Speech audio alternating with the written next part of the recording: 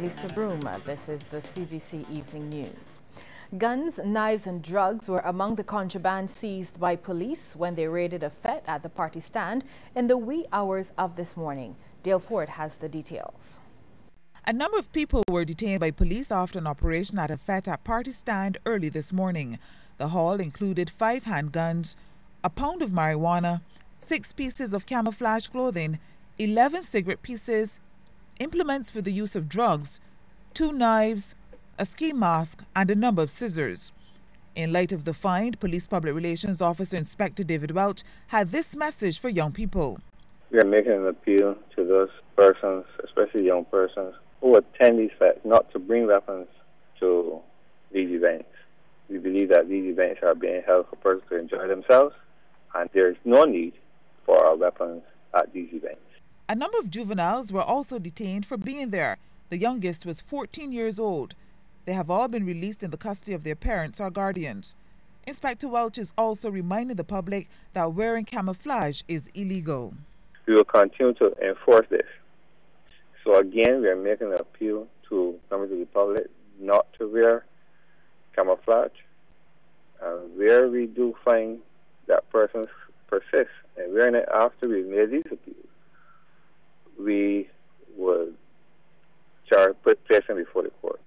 The fete was the last in a series of themed crop-over events. Inspector Welch says organizers of such events must improve their security. We are asking those holders of fetes, those persons who own premises that hold fetes, parties, etc., to improve their security, to detect contraband, and also to deter persons from bringing contraband onto their premises. Investigations are continuing into this case. Dale Ford for CBC News. Thanks, Dale. The National Council on Substance Abuse is the latest agency speaking out against recent murders and gun violence involving young people in Barbados. And officials there are even more concerned about what appears to be the easy access youngsters have to illegal firearms. Shane Seeley has this story. Top NCSA officials spoke to CBC News, expressing their concern about recent fatal gun violence involving young people. The occasion, the launch of the 2014 edition of Project SOFT, a program for students making the transition from primary to secondary school. Community Program Officer Makeda Bourne is very worried about the apparent easy access to illegal firearms, noting that NCSA research shows there is a link between young people involved in gunplay and illegal drug use. In our Barbadian report, it is also showing that age group is a concern for us because those are the ones that, psyche is reporting, the police is reporting to be in some form of activity relating to drugs, whether they're using, trafficking, whatever it may be. So we are very concerned about that particular age group at the National Council on Substance Abuse. Hence, most of our programming, like Project SOFT, we have included things like anger management, conflict resolution. I think that is very important because today our media, in terms of a lot of the movies you watch, everything is if you get angry, no, it's shelling, they can shell you down and things like that. But we want young people to know that there are other ways that you can resolve your conflict other than taking a person's life or believing that you will live forever even if you get shelled down. But the NCSA continues to respond with programs like Project SOFT, sponsored by the Caribbean Development Bank for a second year running. Acting Manager Wendy Greenwich says the council is working closely with police and other agencies to create the necessary programs for intervention. It's evident what's going on. We can't pretend that we are not aware of what's going on. As far as programming is concerned, we're really trying to work closely with our partners, be it the police, probation, all the other departments which have an interest in the issue of safety in Barbados. We are working hard to build those partnerships, to develop programs which are not wasting resources, but really being effective in the long run. Now, some of the students also spoke about the experience and their expectations. I expect that I will take this knowledge into secondary school so I can use it wisely. I expect to learn different things during this camp and to have different knowledge going into secondary school. Shane Seeley, CBC News. Shane, thank you. A St. Thomas man has been remanded to Her Majesty's prison at Dodds on a charge of murder. He is 24-year-old Shamar Antonio Lynch of Walks Spring. Lynch appeared at the Oistins Magistrates Court today and was remanded until August 28th. Lawmen say he was charged in connection with the shooting death of 20-year-old Romario Yard. Now, Yard of Field Place, Bayville, St. Michael, was shot on August 10th at Bayville, and police say Lynch also appeared in court today on the charges of affray and endangering life. Lawmen say this follows the December 18th attack on Shamar James, who was shot and injured while at 6 Road, St. Philip. Police say Lynch is scheduled to reappear at the Oistins Magistrates Court on October 21st.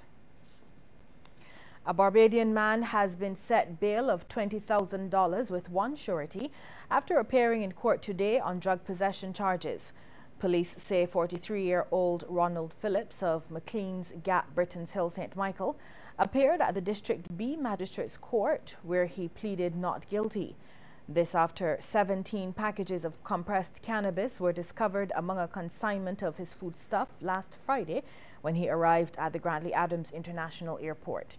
The packages weighed 8 pounds. Police say Phillips is expected to reappear at the District B Magistrates Court on January 15th next year to answer the charges of possession with intent to supply, trafficking and importation of the drugs. Well, a couple is tonight homeless after fire extensively damaged their Bonnets, Britton's Hill, St. Michael home they were renting.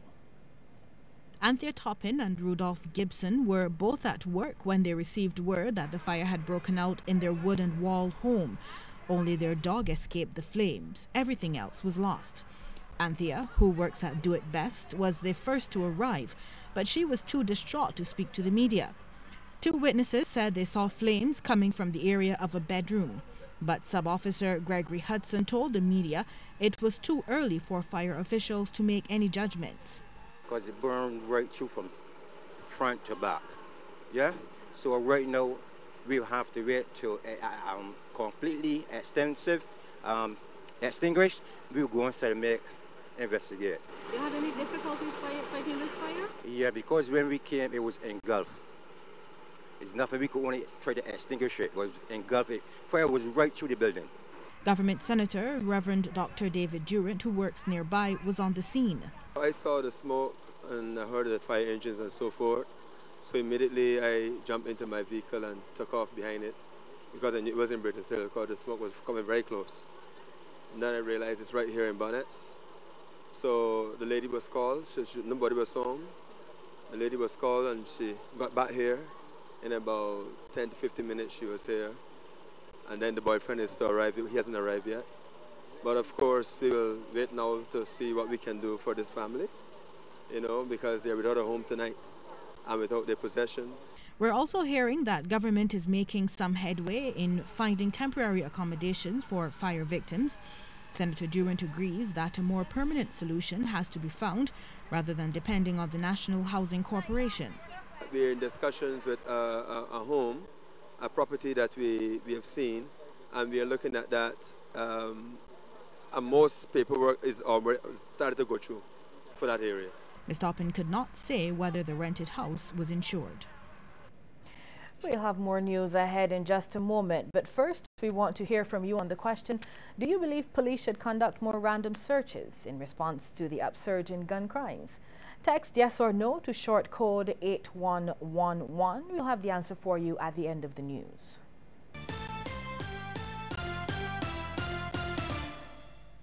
In concert with community, in harmony with humanity, feeling the rhythm, hearing the rhyme, moving to the beat of the time. Goddard Enterprises giving back, proud to be giving back, caring and sharing and serving and giving back. Across the region, Goddard Enterprises giving back. Hi, I'm Red Plastic Bag. Anyone who knows me knows I don't like cold.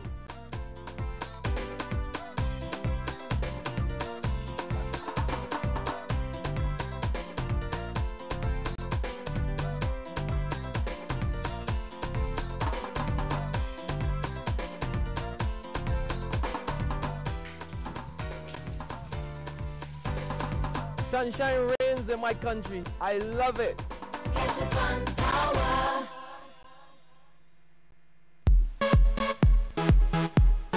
Whoa, I'm happy. Now I'm gonna take my time. I'm happy. Enjoying myself with lime. I'm happy. Escape from reality. Yay! And let life take care of me. Whoa, we're just happy and smiling. Almost anything. Having fun and just living. Whoa, shopping, chilling, everything. Get Abby this summer with Barbados' largest 4G network, now upgraded for island-wide coverage. Activate any prepaid or postpaid data plan for a chance to win $1,000 each week. Check out lime.com or in-store for details. When you are feeling a little low, Itching and scratching, and you feel the pain in your tummy. You may have worms, so tell your mommy. You may even feel a little queasy. Cause you may have a runny tummy. When you feel the pain in your tummy, you may have worms, so tell your mommy.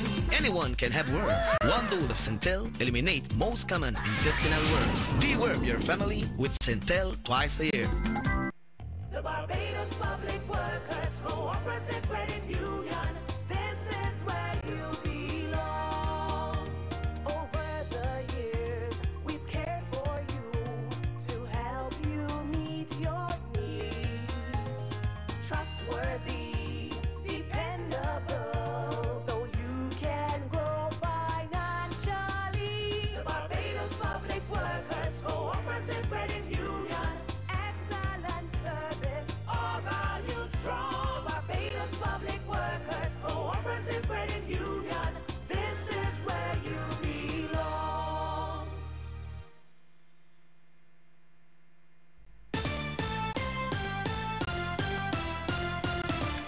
Despite the prevailing tough economic conditions, the National Cultural Foundation has seen a spike in the amount of money sponsors invested in this year's Cropover Festival. According to Culture Minister Stephen Lashley, over $350,000 more was pumped in this year compared to 2013. He says this is a reflection of corporate Barbados' increasing confidence in the NCF's product. Preliminary figures show that we were able to attract a total of $2.9 million, both in cash and kind sponsorship. I have to congratulate the NCF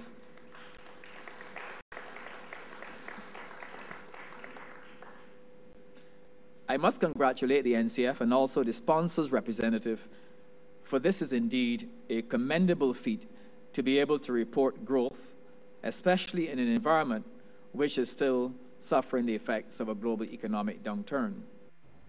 Minister Lashley was speaking during the Cropover Awards ceremony held over the weekend at the Errol Barrow Center for Creative Imagination.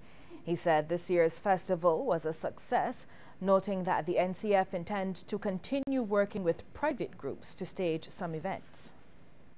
We certainly intend to continue to develop these partnerships with private entities. But of course, in doing so, we also intend to ensure that where private entities work with us in the production of Cropover events, that the high standard of which the NCF is known of continue even in relation to those privatized events. As government moves to boost the Transport Board's fleet, the Association of Public Transport Operators is warning this could lead to chaos on some routes. Recently, the Transport Board went out to tender for the provision of several new buses. Interim Chairman Maurice Lee believes the Transport Board may return to routes recently dropped from its bus schedule. Mr. Lee tells CBC there is need for a route rationalization system. When you're adding new buses on to the fleet of available transport service providers, and you have a situation where you have the privately owned cars on the road over the last 15 years has more than doubled.